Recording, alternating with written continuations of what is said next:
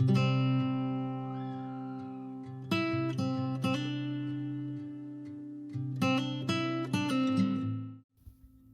berkat Abraham? Aku akan membuat engkau menjadi bangsa yang besar dan memberkati engkau, serta membuat namamu masyhur, dan engkau akan menjadi berkat. Aku akan memberkati orang-orang yang memberkati engkau dan mengutuk orang-orang yang mengutuk engkau, dan olehmu semua kaum di muka bumi akan mendapat berkat. Firman Tuhan pada hari ini menggambarkan tentang janji Allah yang luar biasa yang diberikan kepada Abraham bersamaan dengan panggilan untuk Abraham meninggalkan Ur Kasdim.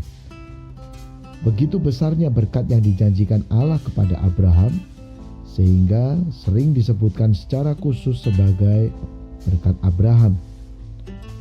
Dalam perjanjian baru, karena anugerahnya, kita yang percaya kepada Kristus diberi anugerah terhisap menjadi garis keturunan Abraham, yang karena kepercayaannya diperhitungkan sebagai kebenaran, dan kita juga yang percaya kepada Kristus juga dibenarkan di dalamnya.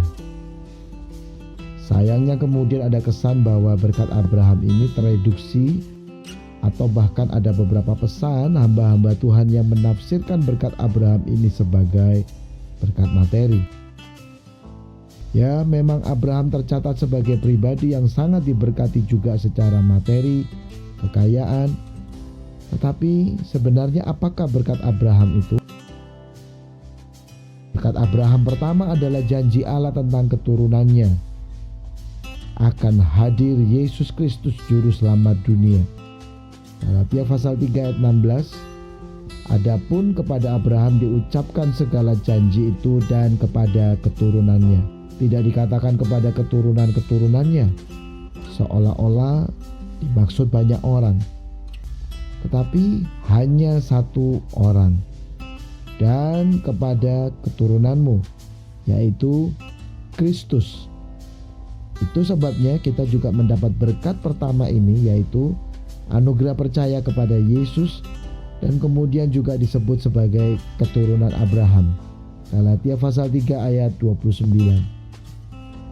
Berkat Abraham yang kedua adalah sebuah kesempatan agar berkat Abraham, yaitu Yesus, dalam Injilnya ini diperluas jangkauannya hingga menjangkau segala bangsa.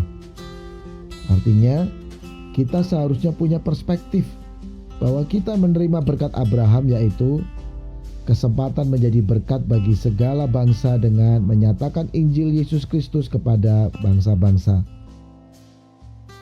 Jadi, jangan persempit makna berkat Abraham hanya sebatas pada berkat materi atau kekayaan, melainkan Injil Yesus Kristus dan kesempatan untuk menjadi berkat bagi orang lain. Terutama menyatakan Injil, yaitu Kristus, kepada orang lain.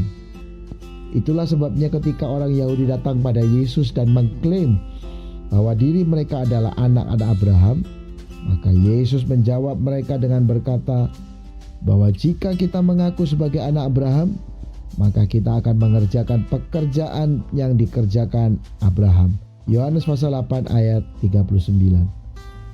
Jadi siapakah kita sebenarnya?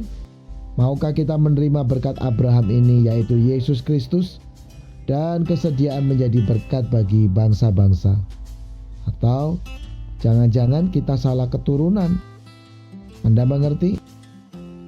Hidup yang paling diberkati adalah ketika dimiliki Sang Pemberi berkat dan diberi kesempatan jadi berkat.